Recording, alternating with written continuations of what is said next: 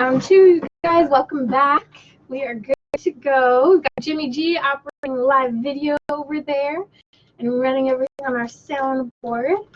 Okay, hope you guys are having a good week. We're jumping into the second run of episodes. And we are good to go. For those just joining us, we're going to have a brief delay as you will hear the introduction as it plays, but we'll be starting in just a second here.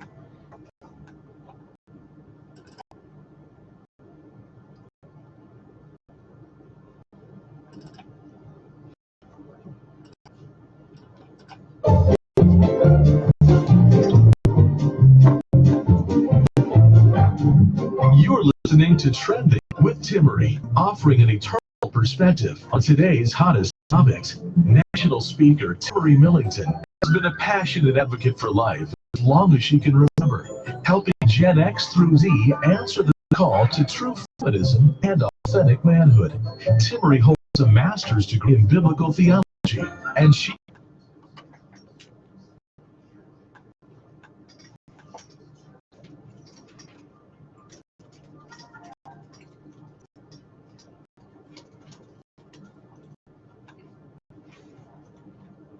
Hello, good to be back with all of you. I have with me today Father Tim Grumbach, and we're going to be talking about an endocrinologist who talks about some of the impact of trans therapy. He's also a pediatrician.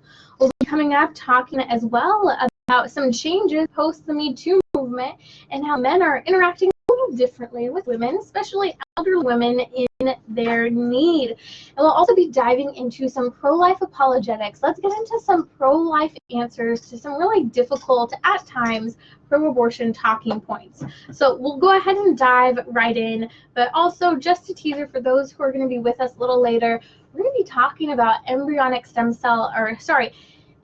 research, especially regarding embryos that are frozen after conceiving them through IVF, and what happens when a couple divorces. So we'll be weighing in from a Catholic bioethics perspective.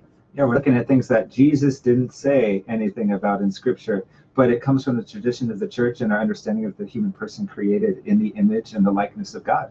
Absolutely. So I want to start to really here by addressing this new piece of information that I saw come out, essentially from the University of Colorado. After the Me Too movement, research has been done showing that men are actually afraid to give women, even elderly women, CPR, say when they pass out or something's going on that women are in need. And I kind of found this odd. I thought, okay, well, that's just one piece of research. Really, is that true? And I started asking men, around me, and they said, yeah, I wouldn't. And just imagine what you would be accused of today. Mm-hmm. Well, I've also got to wonder, have we created a masculinity that's afraid to take these risks, to care for other people for fear of what would be said, what would be accused, the image that would be created. We need to recreate a masculinity that's not afraid of these false accusations, not afraid of these risks, but is willing to enter into them in order to protect life. And the reality is, I think about it from the perspective of our faith, that our faith already is controversial. From the very beginning of Christianity, Jesus himself was controversial. He didn't do things the way other people want. Even his own apostles would question him and constantly have to be taught and have everything explained to them. And I think the reality is whether you're afraid to interact too closely with a woman after the Me Too movement, or you're afraid to speak out against abortion because there's a huge wave of just radical pro-abortion ideologies and gender ideologies sweeping the nation, we have to be willing to break through and be bold and controversial without being overly confrontational. Mm-hmm. I can so relate to this, though, as a priest, and the way that our ministry has been changing over the last decade or two because of accusations, because of mistakes made by individual priests, by individual bishops, is that we're almost treading very lightly now in the kinds of relationships that we can have. And so there's a certain risk in entering into a relationship these days and becoming close to anybody. Right.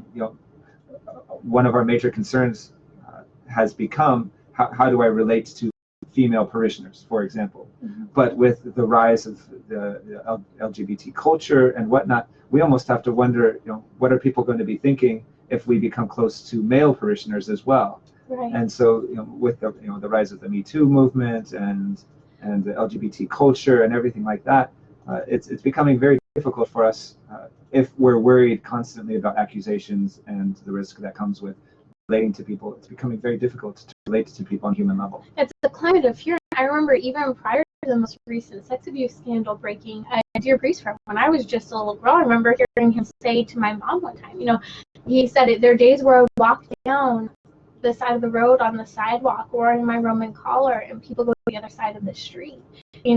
Priests feel like they can't be close to children, they can't be close to women, they can't be close to men today. There's this, and then here we hear this study from the University of Colorado. We have to break through that fear while also having accountability at the same time for our actions. Yeah, and I think it's going to come down to a man's understanding of his own masculinity and what he's called to, and a certain protection of life and a passing on of life. Is that if we don't have that solid understanding of what masculinity is and what it's calling us to, what it's challenging us towards, then of course we're going to see what the culture is expecting of us rather than what our own masculinity and the way that God has created us is calling us towards, rather than merely expecting something of us. That's Father Tim Grumbach. I am Timmerie. You're listening to Trending with Timmerie.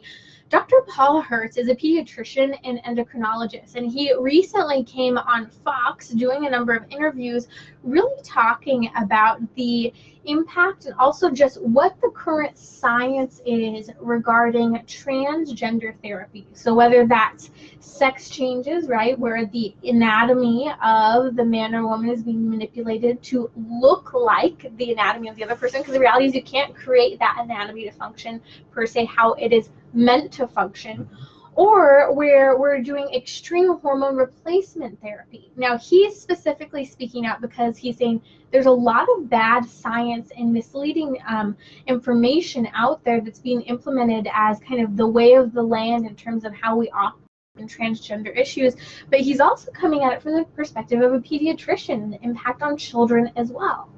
So, Father Tim, what really stood out when you're hearing kind of some of his thoughts here?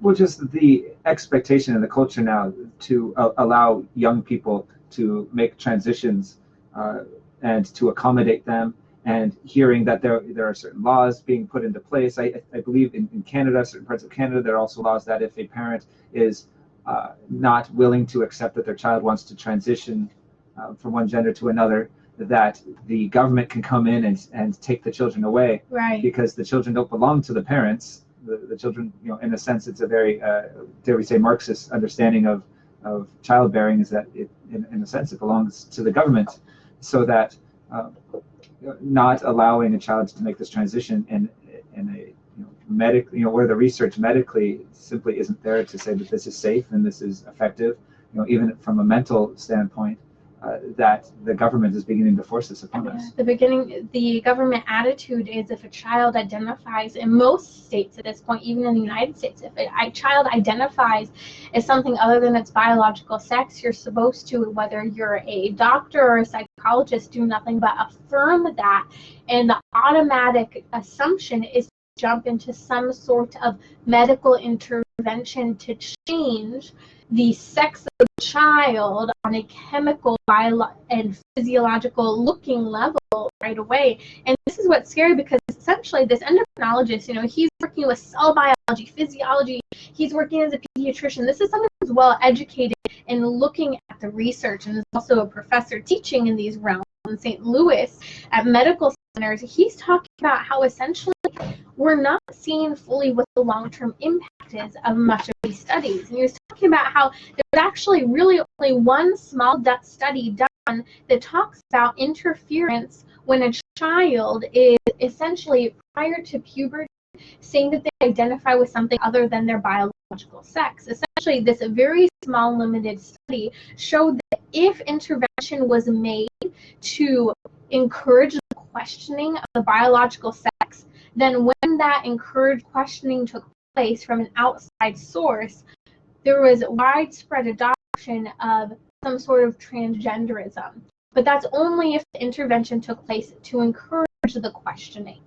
The reality is that we actually have years of data with specifically dealing with gender identity disorder, showing that actually if you step in and start to give encouragement and affirmation of the person, that often the child goes through puberty and identifies with their sex. So it was only when there was a challenge to, yeah, you should question this, that suddenly the kids continue to question it into a transgender identity later on.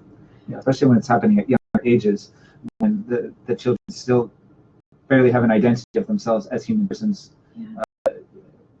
It becomes something that the parents are encouraging. The parents are leading these children into thinking that this is the transition that that they must make because the boy likes to play with dolls or something like that. Right. I know it's often more dramatic than that, and that there is sometimes there's a mental illness involved, and sometimes there's a tremendous cultural pressure. Boys could be afraid of interacting with other little boys. They could have a difficult time engaging in different types of sports. And a lot of the time, boys who struggle with gender identity disorders are actually little boys who are not as athletic, don't have as good relationships with their fathers. Maybe the father's actually doing the opposite of affirming little boy, but maybe picking on him because he does not see him kind of becoming necessarily as manly, or maybe the father's not taking enough interest. And not to blame fathers, but these are very common trends that we see among men who have come out years later sharing their experience, but also from the way the social sciences have shown the progression with gender identity disorders. And we are seeing this playing out in the world of sports as well. Right. Just as you mentioned, that sometimes if a young man or a young woman is not as adept at a certain sport as one would want them to be, but also coming into the high school and collegiate level and seeing this, let's just call it what it is, this very strange, ridiculous expectation that biological males can compete legally against biological females at the same level. And we're seeing certain statistics like men, trans, I can't get it straight these days, but biological men who claim to be female who will transition into women's sports. And there are certain expectations that they will lower their testosterone levels in some cases, but not all. And that we've seen cases where there's one case in Division II track and field where there's a biological male who's racing against women who he was ranked 350th, like 200th at best In the men's division. In the men's division, and then he enters into the women's division, and he is national champion now. So, and this is the reality of it. This endocrinologist and pediatrician is talking about how the one thing to administer hormones to a woman, giving her female hormones to help treat some sort of disease or disorder or imbalance in the hormones. But it's a completely different new territory that's not been worked out through endocrinology and so forth, good science, where we're now giving cross-sex hormones. Again, it's a big difference in the two areas, yet we are giving high levels of cross-sex hormones as never done before. And the reality is that there's right now a single intervention protocol that we now have over 50 centers across the nation implementing essentially bad and limited science that are completely uncharted territory with little knowledge of the long-term impact on the body. But we already see some long-term impacts. Infertility issues, major women's health issues, because we know as women, a sign of our biological full bodily health is determined whether or not we are ovulating during our child-rearing years. Not that we're having children, but ovulating. In addition to that, there's a lot of links to cardiovascular disease among these cross-sex hormone use. And it begins with the same issue as looking at certain forms of contraception, which are denying something that is healthy, that is working healthily, and pointing to it as a certain kind of health care is, in fact, what is happening is it's destroying and harming what is actually working physiologically in a healthy way. Right, absolutely. That's Father Tim Grumbach. You're listening to Trending with Timmerie.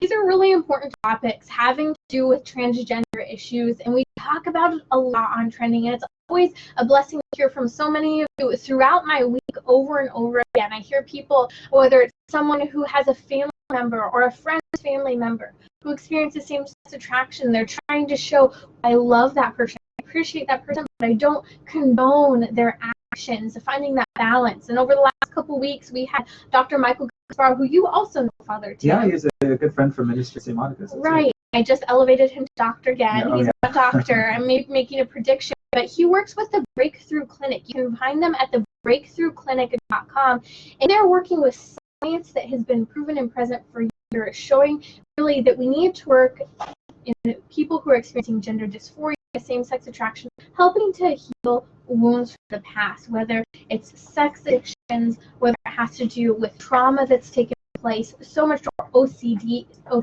and many other things that are present in many of these people's lives. I'm so grateful that Michael was able to come on the show and to share his witness, not just here's some information, but here's the way that information has transformed his own life, and so that we can hear that the people who are involved in the research, in the study, but also in the encounter with people, that they can be living through their own experience and be able to share that they've had an encounter with Christ and his healing, and want others to experience that as well. If you didn't catch those episodes, please head over to radiotrending.com, go to the guest page, and find Michael Gasparo, because his testimony as Father Tim is so impactful, and then also his work as an associate marriage and family therapist is truly helping many people across the nation. I want to talk now about just the current pro-life climate. For those who don't know, and I think it's a little hard to ignore, whether you're on a university campus, in the churches, or just reading the news anymore, the abortion laws are sweeping the nation. Whether it's a state, for example, like Chicago, who's considering very radical pro-abortion laws up to birth, or, for example, New York. Or you have other states, so many of them that are implementing incredibly strong pro-life laws across the nation. For example, we've seen Iowa just a couple years ago pass incredible heartbeat laws. We're seeing Alabama. We're seeing, some laws where an abortion clinic's being forced to close because they're not meeting basic health standards. We need to be stronger in our pro-life answers to so many of these issues today.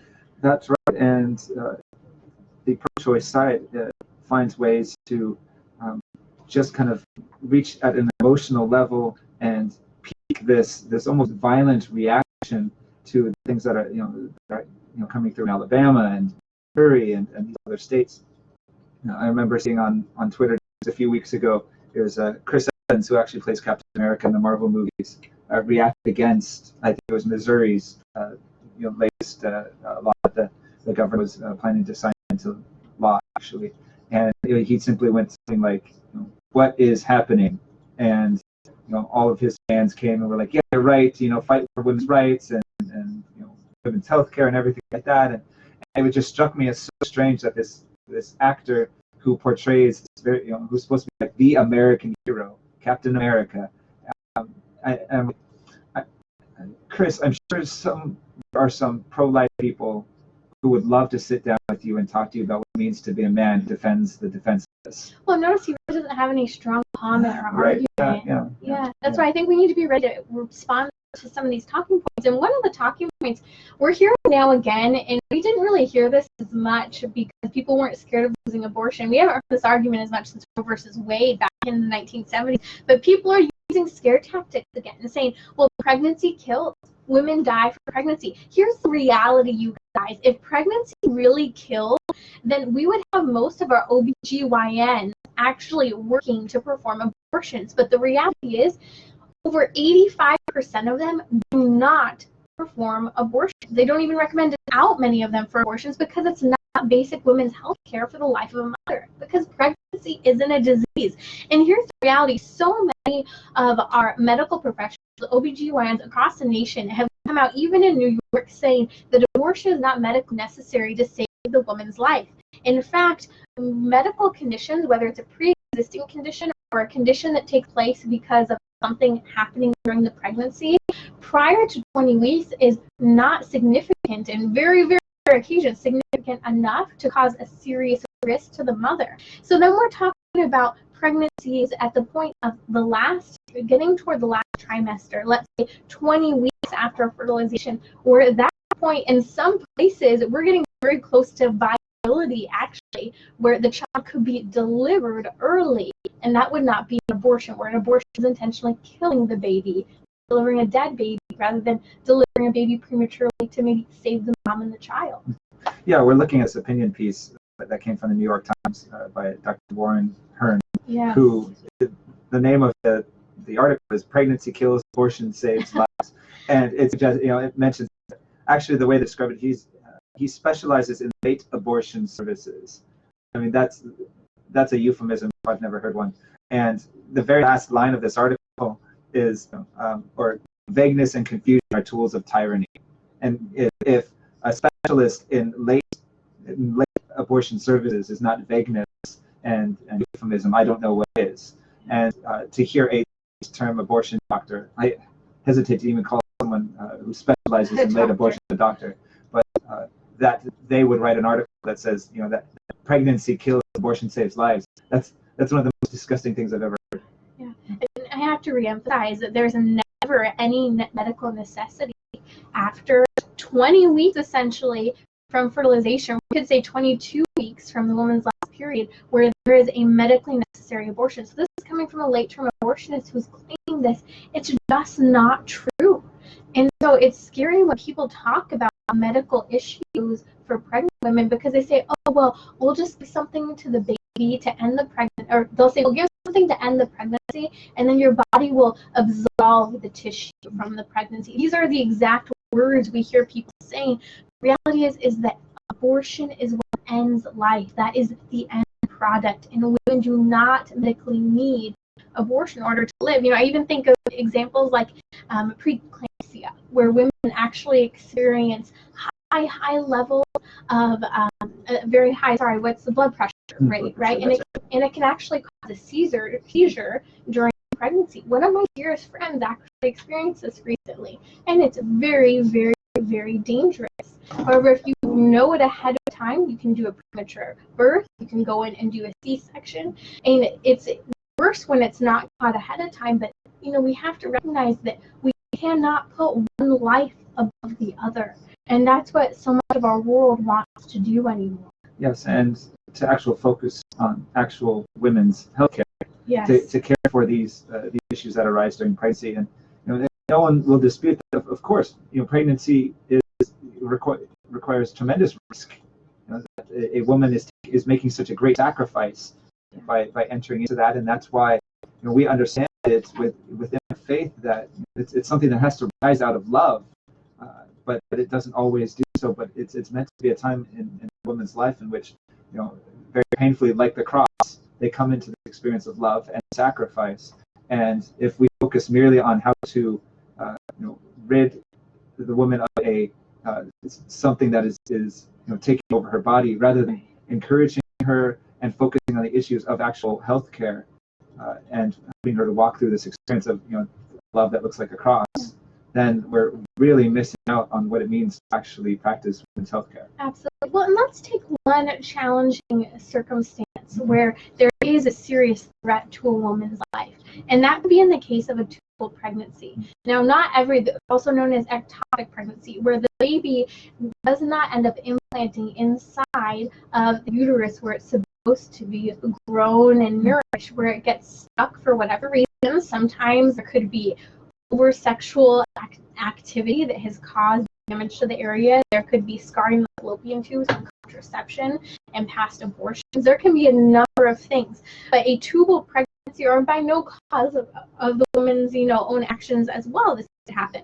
But this happens in around 1% of pregnancies, and what happens is that baby is stuck in the fallopian tube, and if at a certain point the baby continues to grow, it can create the bursting of the fallopian tube potentially, and therefore extreme health risk, possibly even death of the mother, or the death of the child. Now, there are some cases where the pregnancies end up okay.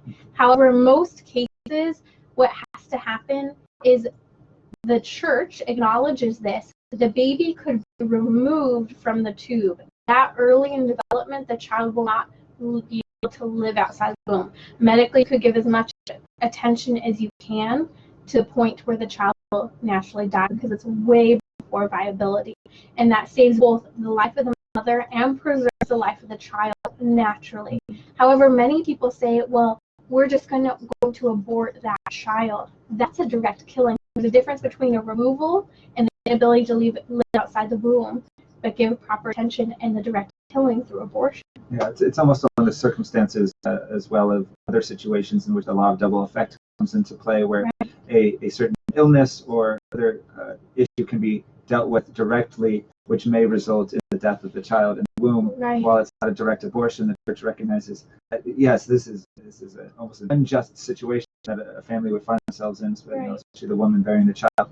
But to focus on the health of the woman, even if it comes at the death of the child, rather than willing the death of the child, that the church recognizes that as a very important law of double effect within moral ethics. There's a difference between heroically choosing to forego cancer treatment while you're pregnant for the life of your child, or maybe you choose to still have a cancer treatment and the child might die, but you don't abort the child and then receive the cancer treatment. There's a big difference, as you're saying, in that law of double effect. Okay, we'll go ahead. We didn't hit the abortion Florida law. What do we have next? Maybe we'll try to start into the last segment if we can. It doesn't have to be long. Actually, that time really well. My throat's been lovely. Okay, 12 minutes. What? Of course, an abortion doctor would say abortion is good for the woman. No, I didn't end up catching that he was a late abortionist. Yeah. I just assumed so many, they're at that point. If you don't have a uterus, you're not allowed to talk about abortion unless you perform abortions. Gosh. Wow, this is dark. Actually, a lot of men can talk about abortion now because they have self-created uteruses. Oh, yeah. What are you talking about, Father Tim? But actually, I think those men are also not allowed to talk about abortion. You can use our restrooms, but not talk about abortion because you don't get it. Oh gosh. Okay, we're gonna go ahead and come in on our next segment. We are good to go here.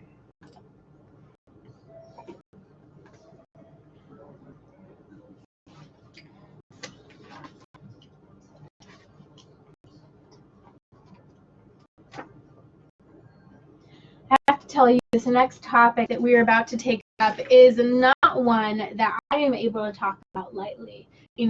Abortion is so disturbing, but when we get to the place of manipulation and creation of life, and then just the intentional destruction for designing their babies, we're going to be talking about the thousands of frozen embryos and the crisis and confusion that IVF brings about in just a couple minutes here.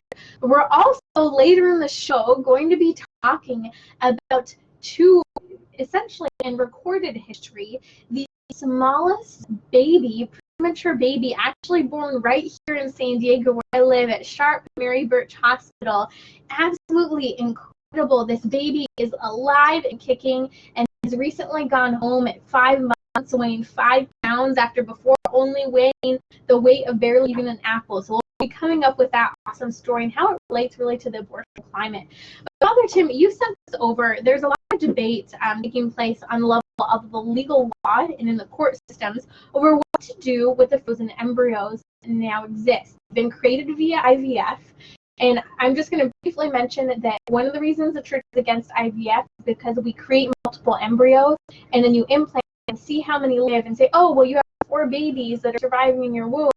How many do you want to keep? And the others are aborted. And not only that, but we also create human life in a petri dish outside of the one flesh union that we are called to a marriage. So we're going to set that aside for the debate today so that we can really focus on the frozen embryos and the crisis this is creating. Right, and in the church teaching, it points out that this is really, in some ways, an unjust situation that has almost no solution.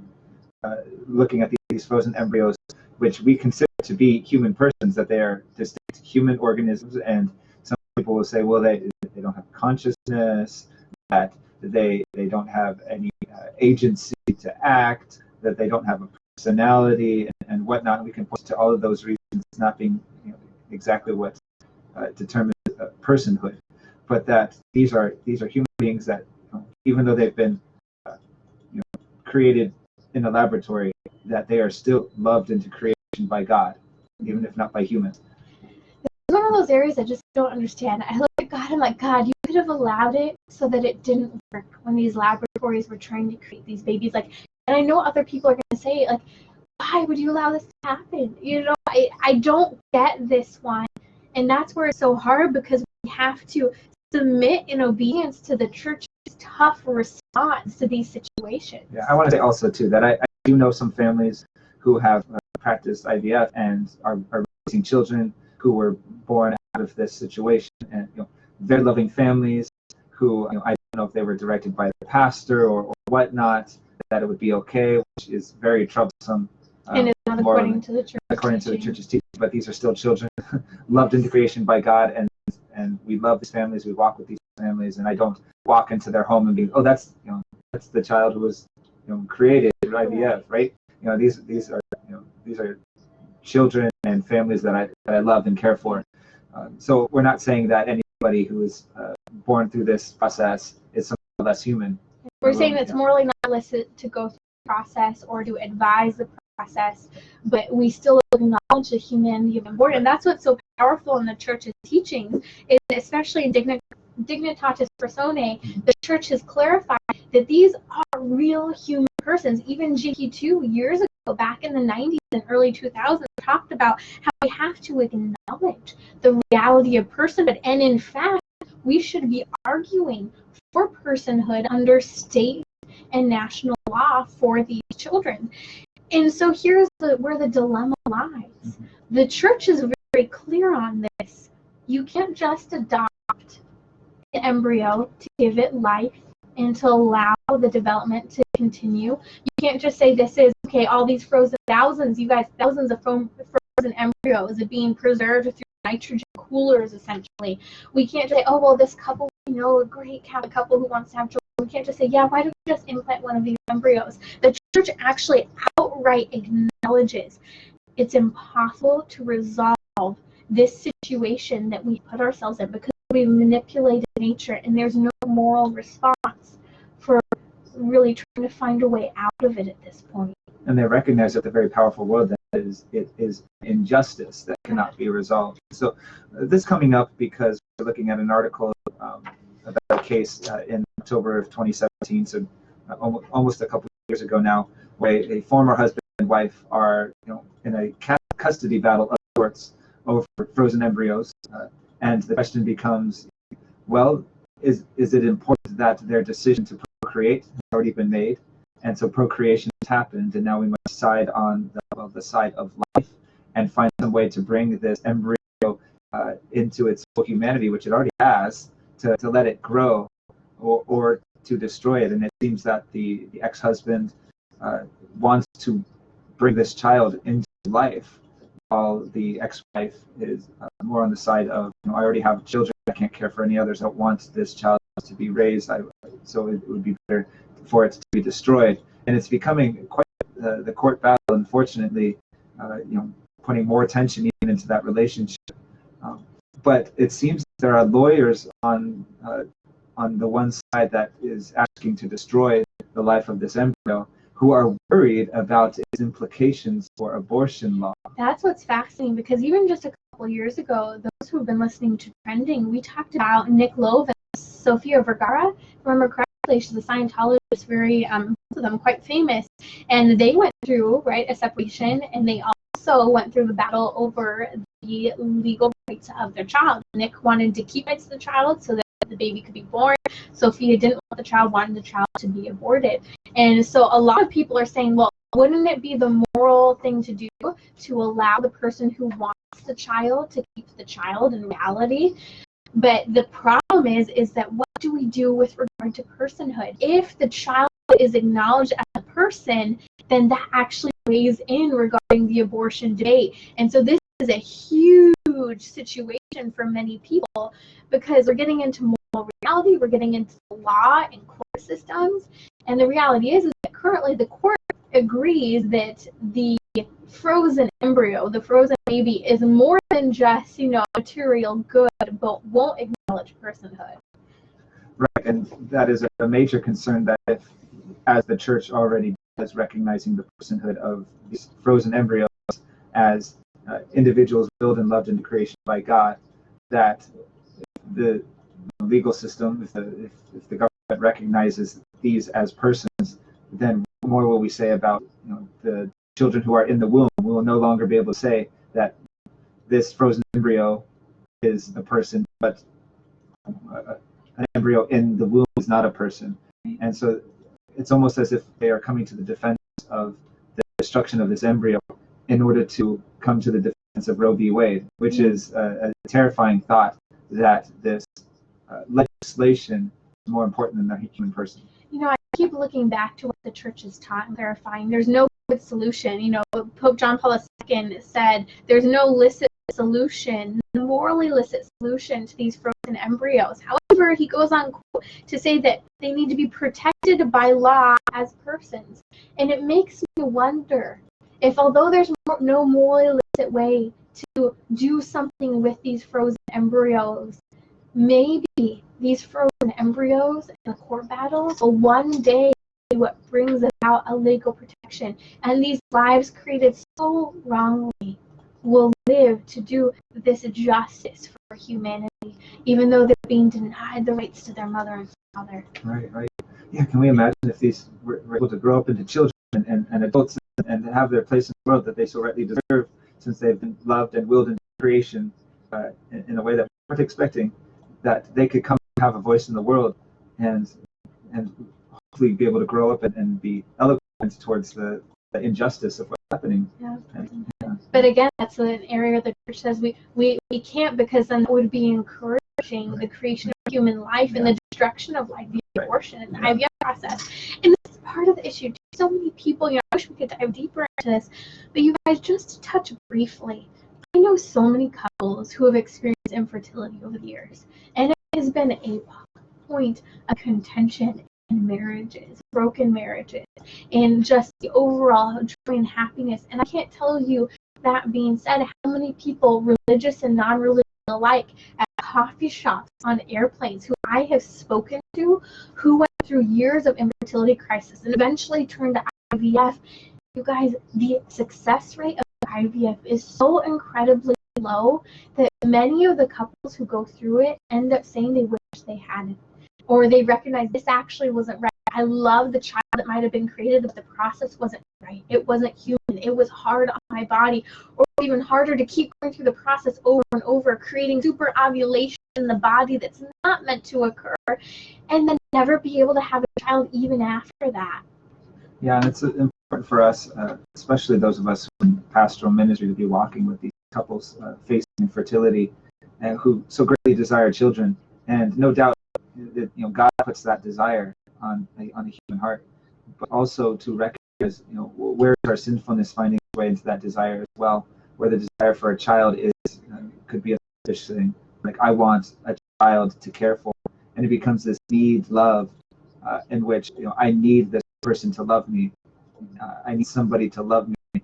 And we can even look at the culture of that's what pets have become as well, is that we have these animals who cannot betray us in the way that a human can, but they need us. And so sometimes that can work its way as a temptation into the human heart between a husband and wife who are unable to have children, but so long for God has put the desire in them, but that we must find a way to walk with them and remind them that this may be a cross that God has sent them to carry, to grow in a cruciform type of love, but ultimately not desiring the children for their own, for the wife and husband's sake, but for the child's own sake. I pose this challenge. I know so many people say, I couldn't imagine just adopting. I want my own child. But sometimes suffering calls us to think outside of our circumstances. Think about those children. Think about the children in China who at 13 years old are being put on the streets if they are living in a village and are now considered legal adults. We pray for these children. I pray for everyone who's experiencing infertility.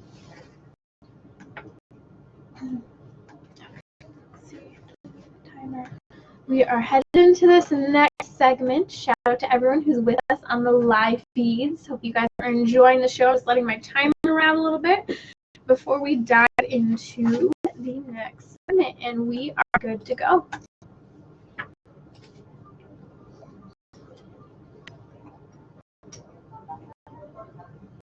Okay, it's time to dive into some more pro-life apologetics here, leading forward in our pro-life arguments. I want to come first to this micro baby that was born down in San Diego. Father Tim, it's incredible. That's Father Tim Grumbach with me today from St. Augustine Parish in Los Angeles.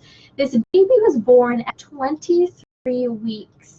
The woman came in with high blood pressure, had preeclampsia, which essentially is a very dangerous and scary medical condition surrounding pregnancy, where again high blood pressure occurs and seizures can take place, as I mentioned earlier. So what did they do?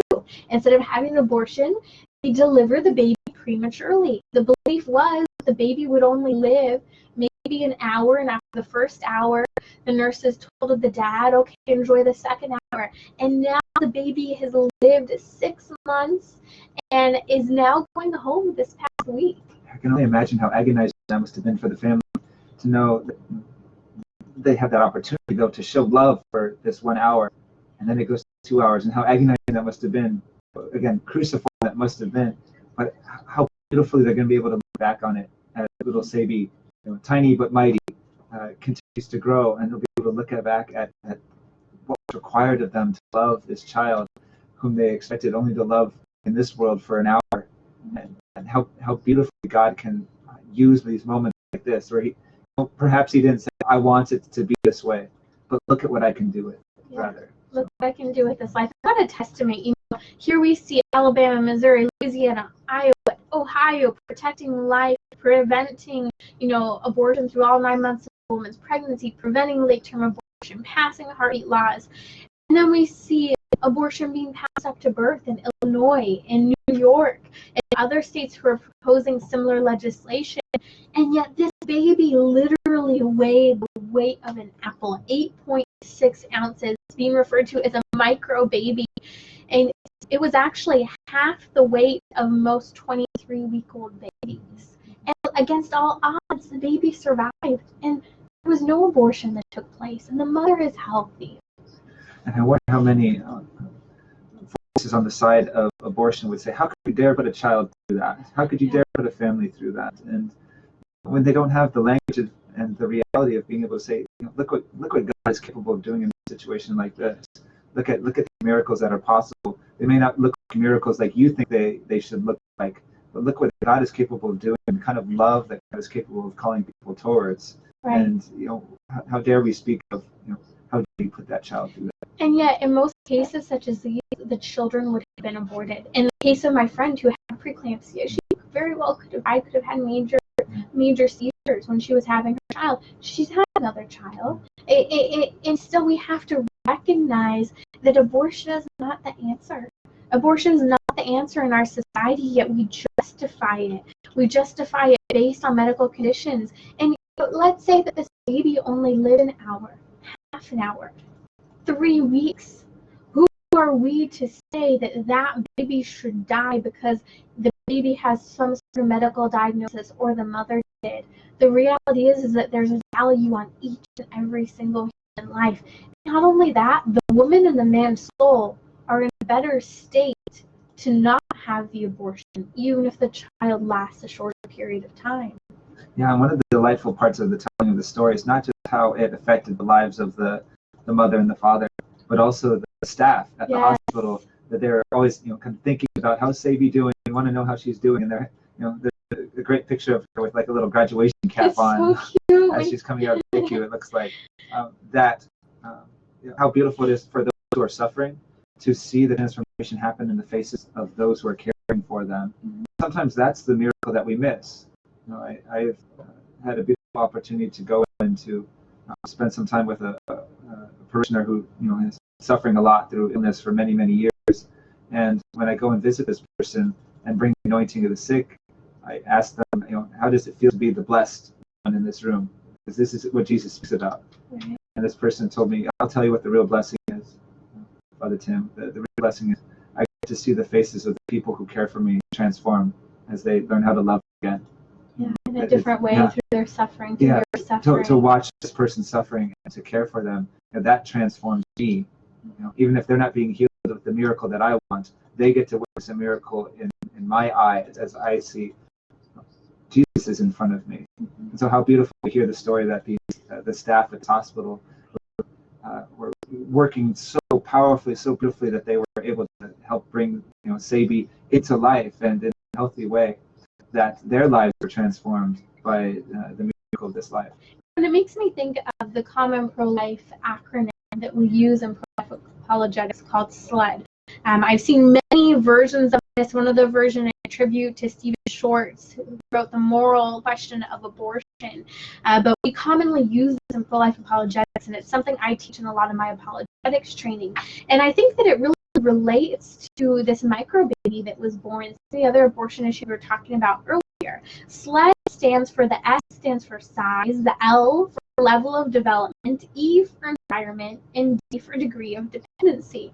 Essentially what SLED allows us to do is in pro-life arguments to defend for the person, it's the person that's present in that abortion decision. So for example, people could have said that Sadie, this baby that was born in San Diego, should be aborted because not only was it 23 weeks rather than 40 weeks gestation, but actually it was half the weight it should have been for a 23-week baby. But who's to determine who should be aborted and not based on the size of a human being? You know, we justify abortion that big people can pick on little people. Yeah, I was actually talking to my dad about this case of Sadie very recently, and he said, well, I guess people can't say that that's not a baby in there anymore. Right. So especially at that time, and we can look at I'm sure we'll get to viability in a little bit, but to know the size of the children at that point of gestation in the womb, and to be able to say, look, there's a person who can survive there. Right. And then we have the L side for level of development. So that's saying that is a 20-year-old more developed than a 10-year-old, so therefore is a 20-year-old more human, more of a person than a 10-year-old. We shouldn't be determining whether or not someone should be denied or given the right to live outside the womb based on their development. I always make the joke, I grew up dancing and I wasn't able to go on to pointe, wear pointe shoes, right, until a certain bone in my ankle was developed. Does that make me less a person because of that? Because the babies at a certain point develop everything they will by about 8 weeks in the womb and just need to continue to be grown and nourished. And so should we just abort babies after 8 weeks because everything's there that'll be present in the womb? Yeah, especially for men, certain development in their brain goes on into their early 20s, is it not? Men and women, 25. Yeah. The prefrontal cortex doesn't develop till 25. Yeah, so as I'm preparing couples for marriage, I'm looking at the men thinking, especially in their younger couples, there's still some development that needs to happen. It's going to happen within the sacrament of marriage, but there's this couple has to be aware that development and there's growth that needs to happen in the sacrament, as opposed to older couples who are a little more set in their ways, right?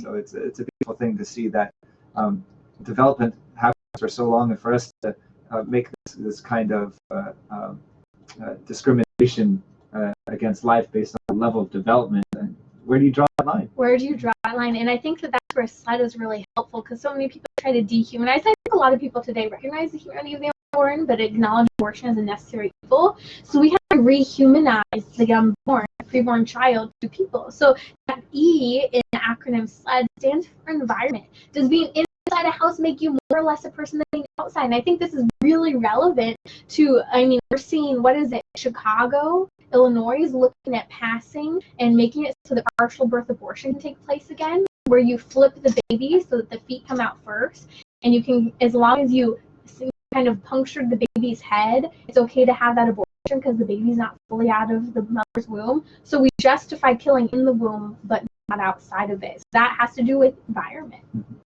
If we look at D, degree of dependency is the last letter in that SLED acronym, and we determine essentially whether or not you're a person, who you are, whether you should live on the degree of dependency. Many women say, well, this child's developed on me, it's using my resources, my nutrients in order to live, therefore I should kill it. Yet, Father Tim, we know, you and I both know, 35-year-olds who are still living with parents, depend on them for nutrition, to help them make decisions, for a house, a roof over their head.